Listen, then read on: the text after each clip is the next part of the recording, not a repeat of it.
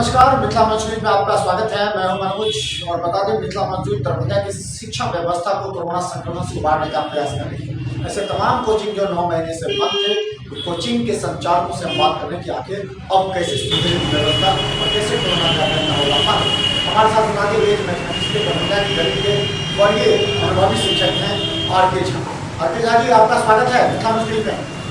जी बहुत बहुत धन्यवाद सर। तो हम बता दें, हमारे साथ गणित के शिक्षक आर.के. झा हैं।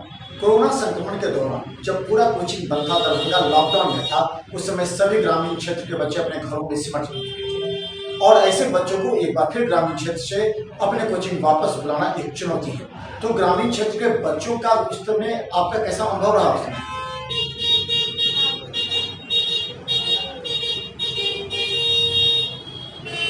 अच्छा आर.के. झा जी, एक महत्वपूर्ण सवाल है, ये कई शिक्षकों से भी हमने पूछा, स्कूल से भी पूछा है कि ऑनलाइन कितना सक्सेस रहा, क्योंकि सभी कहते हैं कि कोरम पूरा करने के लिए स्कूल और कोचिंग ने ऑनलाइन किया, लेकिन बच्चे समझ नहीं पाए, गार्जियन भी इसको नकार दिया है।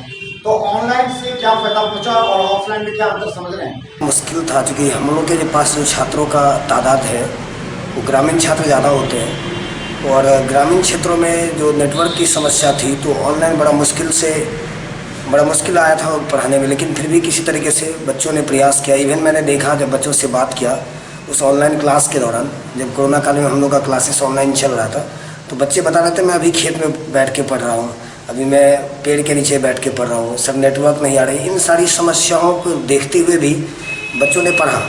फाइनली बीच में हमने यूट्यूब पर भी आकर के बच्चों को हेल्प करने का प्रयास किया। खैर वो एक नया एक्सपीरियंस भी रहा। और ऑनलाइन का जो सीन था, मतलब चूँकि हम लोग के जो क्षेत्र में या दरभंगा, मधुबनी या सीतामढ़ी, समस्तीपुर के बच्चों के लिए थोड़ा सा नेटवर्क की समस्या थी। जो शहर के बच्चे थे वो अच्छे से ग्रास्प कर रहे थे, उनके पास अच्छी नेटवर्किंग सिस्टम थी, अच्छा मोबाइल था। इवन कई ऐसे बच्चे थे जिनके पास मतलब मल्टीमीडिया सेट नहीं था, मोबाइल नहीं था, एंड्रॉयड सेट नहीं था। उसके बावजूद उन बच्चों ने एक साथ कई बच्चों ने बैठ के सिंगल मोबाइल में पढ़ाई की है। तो ये बहुत ही लगा कि जुनून है बच्चों के अंदर, हम लोग के क्षेत्र के बच्चों के अंदर कितना जुनून है पढ़ाई को लेकर के। इन सब चीज़ों से भी बहुत काफ़ी खुशी मिली और वो एक नया एक्सपीरियंस था सर। और लगभग मैंने मतलब 2 महीना वेट करने के बाद जब ऑनलाइन स्टार्ट किया तो काफ़ी सारे बच्चे जुड़े भी थे। हम बता दें कि 12वीं की परीक्षा खत्म हो जाने के बाद अब इंजीनियरिंग की परीक्षा शुरू हो सकती है और हम बता दें ये अप्रैल महीने परीक्षा होगी। लेकिन 12th में छात्रों ने कुछ भी पढ़ाई नहीं की, इसका सीधा असर इंजीनियरिंग के परीक्षा के एग्जाम में दिखाई देगा। ऐसी परिस्थिति में आर.के. झा जी, किस तरह आप जेईई मेंस की तैयारी करेंगे, एडवांस की तैयारी करेंगे, छात्रों को किस तरह इंजीनियरिंग की परीक्षा की तैयारी करेंगे जबकि 12th का बेस कमजोर हो चुका है? थोड़ा सा तो दिक्कत है क्योंकि जब हायर स्टडी की अगर आप बात करेंगे, जैसे हम लोग का सिलेबस है, जब मैं जेईई के किसी बड़े क्वेश्चंस को बच्चों के साथ डील करता था ऑनलाइन में, तो बहुत समस्या आती थी कि कैसे इस बच्चों को प्रॉब्लम को समझाया जाए। मतलब कहीं ना कहीं ऑफलाइन के अलावा दूसरा ऑप्शन उतना सक्सेसफुल नहीं है। बच्चों की समस्या को सुनते तो थे, बच्चा लाइव होता था, लेकिन बड़े प्रॉब्लम्स को मुझे लगता था कि आई कांटेक्ट सामने होना चाहिए। बच्चे जब सामने होंगे तो मैं उनको रीड कर पाऊंगा, समझ पाऊंगा कि बच्चे समझ रहे या नहीं समझ रहे। इन चीज़ों में समस्या आती थी। हालांकि बच्चे ऑनलाइन भी पढ़े, बच्चों ने ऑनलाइन भी सिलेबस को कवर किया, लेकिन जो सबसे बड़ा समस्या था ये आई कांटेक्ट। आप जब क्लासरूम में अगर टीचर के सामने बैठते हैं तो शिक्षक भी आपकी समस्याओं को समझ पाता है कि आपको क्या प्रॉब्लम हो रही है, वो उसमें थोड़ी सी परेशानी आती थी। तो बता दें, बिहार बोर्ड का परीक्षा खत्म हो चुका है, लेकिन अब सीबीएसई की परीक्षा मई में होने वाली है, यानी 5 अप्रैल में। तो 2.5 महीने में इस तरह आप सीबीएसई के गणित छात्रों के 12th को तैयारी कराएंगे ताकि जो कोरोना में नहीं पढ़ पाए वो छात्र पढ़ पाए और परीक्षा दे पाए, जैसे हो पाएगा? नहीं, इस बार के बच्चे सर बहुत टेक्निकली साउंड है। मैंने देखा है कि लास्ट के 3 मंथ में वो कैसे पूरा सिलेबस को पढ़ सकते हैं। इवन हम लोग टेक्निकल हो गए कि 3 महीना में कैसे पूरे बोर्ड के सिलेबस को हमने पढ़ाया है। तो मुझे उम्मीद है कि बच्चे जिस फ्लो में अभी पढ़ के गए हैं, जिस रफ्तार से उन्होंने पढ़ाई की है, उसी रफ्तार से अगर प्रिपरेशन करेंगे तो बहुत सफिशिएंट समय है वो जेईई के लिए, वो जेईई भी अच्छे तरीके से क्रैक कर सकते हैं। यहाँ के बच्चों में बहुत जुनून है, बहुत मेहनती होते बच्चे। तो हम बताते हैं, अब बड़ा सवाल 11वीं के छात्रों के भविष्य को लेकर, क्योंकि कोरोना संक्रमण के दौरान 11वीं के छात्रों का न सिलेबस पूरा हुआ, न छात्र पढ़ पाए। हालांकि ऑफलाइन के हिसाब से छात्र को समझ नहीं आए। अब सवाल है कि छात्रों का 11th के बाद सीधा 12th में कई शिक्षक गैर कानूनी रूप से नामांकन ले रहे हैं, जबकि अभी 11th ही पढ़ाना चाहिए। तो बहुत से ऐसे शिक्षक हैं जो 12th नहीं पढ़ा, 11th नहीं पढ़ा पाए, उनके लिए क्या करना चाहिए? जी ज़रूर।